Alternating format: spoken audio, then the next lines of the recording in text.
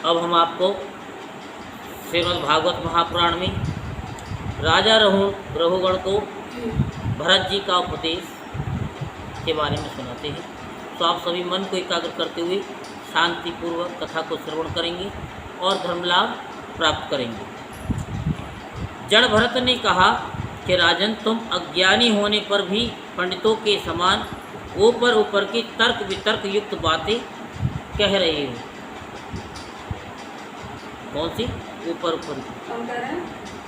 जड़ भरत राजा से कि तुम अज्ञानी होने पर भी पंडितों के समान ऊपर ऊपर की तर्क वितर्क युक्त बातें कह रही हो। अंदर की बात नहीं कह रही। इसलिए श्रेष्ठ ज्ञानियों में तुम्हारी गणना नहीं हो सकती। तत्व ज्ञानी पुरुष इस अविचार सिद्ध स्वामी सेवक आदि व्यवहार को तत्व विचार के समय सत्य रूप से स्वीकार नहीं करते। लौकिक व्यवहार के समान ही वैदिक व्यवहार भी सत्य नहीं है, क्योंकि वेद वाक्य भी अधिकतर ग्रस्त जनोचित यज्ञ विधि के विस्तार से ही व्यस्त है। राग द्वेष आदि दोषों से रहित विशुद्ध तत्व ज्ञान की पूरी अभिव्यक्ति प्राय उनमें भी नहीं हुई है, जिसे ग्रस्तोचित यज्ञादि कर्मों से प्राप्त होने वाला स्वर्ग आदि सुख सपने के समान है नहीं जान पड़ता। उसे तत्व ज्ञान कराने में साक्षात उपनिषद वाक्य भी समर्थ नहीं है। जब तक मनुष्य का मन सत्वरज अथवा तमो गुण के वशीभूत रहता है, तब तक वह बिना किसी अंकुश के उसकी ज्ञानेंद्रियां और कर्मेंद्रियों से शुभ कर्म कराता रहता है। शुभ भी और अशुभ भी कर्म कराएगा।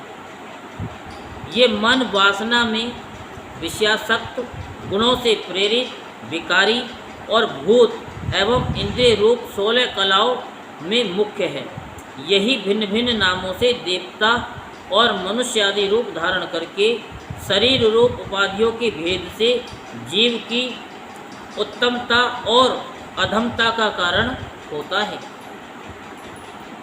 ये माया में मन संसार चक्र में छलने वाला है। यही अपनी देह के अभिमानी जीव से मिलकर उसे काल क्रम से प्राप्त हुए सुख दुख और इनसे व्यतिरिक्त मोह रूप असंभावी फलों की अभिव्यक्ति करता है। जब तक ये मन रहता है, तब तक जागृत और सपन अवस्था का व्यवहार प्रकाशित होकर जीव का दृश्य बनता है। इसीलिए पंडित जन मन को ही त्रिगुण में अधम संसार का और गुणातीत परमोत्कृष्ट मोक्ष पद का कारण बताते हैं। विषयासक्त मन जीव को संसार संकट में डाल देता है।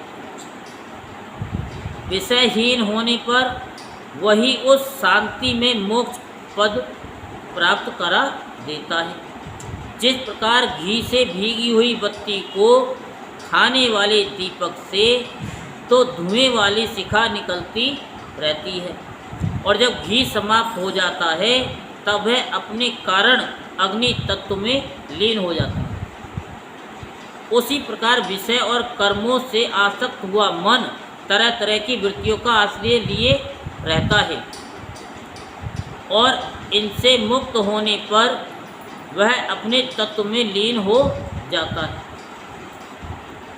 बेवर 5 कर्मेंद्रियां, 5 ज्ञानेंद्रियां और 1 अहंकार, ये 11 मन की वृत्तियां हैं।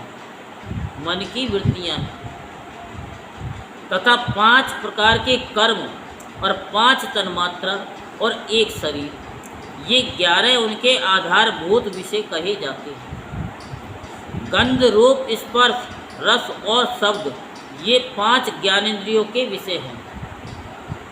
मल त्याग, संभोग, गमन, भाषण और लेना देना आदि व्यवहार यानी व्यापार, ये 5 कर्मेंद्रियों के विषय हैं। तथा शरीर को ये मेरा है, इस प्रकार स्वीकार करना अहंकार का विषय है।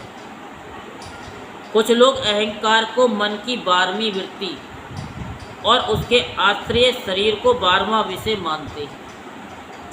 ये मन की 11 वृत्तियाँ विषय, स्वभाव, संस्कार, कर्म और काल के द्वारा सैकड़ों, हजारों और करोड़ों भेदों में परिणत हो जाती हैं, किंतु इनकी सत्ता क्षेत्रज्ञ आत्मा की सत्ता से ही है। स्वतः ये परस्पर मिलकर नहीं है, मिलकर भी नहीं। ऐसा होने पर भी मन से क्षेत्र का कोई संबंध नहीं है। ये तो जीव की ही माया निर्मित उपाधि है। ये प्राय संसार बंधन में डालने वाले अविशुद्ध कर्मों में ही प्रवृत्त रहता है। इसकी वृत्तियाँ प्रवाह रूप से नित्य ही रहती हैं। जागृत और सपन के समय वे प्रकट हो जाती हैं और सुषुप्ति में छिप जाती हैं।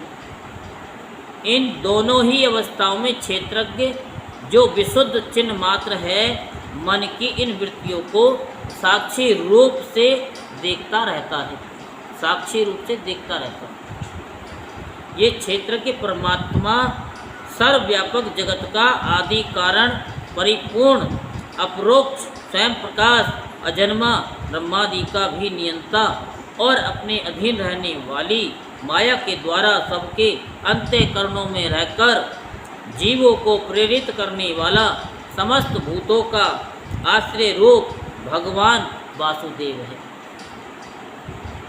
जिस प्रकार वायु संपूर्ण स्थावर जंगम प्राणियों में प्राण रूप से प्रविष्ट होकर उन्हें प्रेरित करती है, उसी प्रकार वह परमेश्वर भगवान वासुदेव सर्वसाक्षी आत्म स्वरूप से इस संपूर्ण प्रपंच में ओतप्रोत है।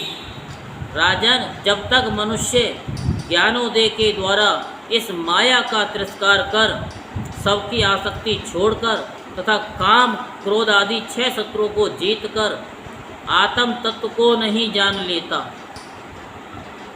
और जब तक वह आत्मा के उपाधि रूप मन को संसार दुख का क्षेत्र नहीं समझता, तब तक वह इस लोक में यूं ही भटकता रहता है। क्योंकि ये चित्त उसके शोक, मोह, रोग, राग, लोभ और वैर आदि के संस्कार तथा ममता की वृद्धि करता रहता है। ये मन ही तुम्हारा बड़ा बलवान शत्रु है। मन ही तो नहीं करने देता। इच्छा है कि हम ये करें, आत्मज्ञान प्राप्त करें, तत्व ज्ञान प्राप्त करें, लेकिन अरे लोग क्या कहेंगे, अरे लोग क्या कहेंगे। तुम करोगे तब भी कुछ कहेंगे और नहीं करोगे तब भी कुछ कहेंगे, क्योंकि लोगों का काम है कहना। क्यों ना हम आत्म ज्ञान को प्राप्त कर लें। यह यद्यपि स्वयं तो सर्वदा मिथ्या है, तथापि इसने तुम्हारे आत्म स्वरूप को आच्छादित कर रखा है। इसलिए तुम सावधान होकर श्री गुरु और श्री हरि के चरणों की उपासना के अस्त्र से इसे मार डालो। किसके अस्त्र से? श्री गुरु और हरि के चरणों की उपासना। तो ये कट सकता है, यानी बाकी नहीं कट सकता। बोल वृंदावन बिहारी लाल की, बोल बाकी बिहारी लाल की।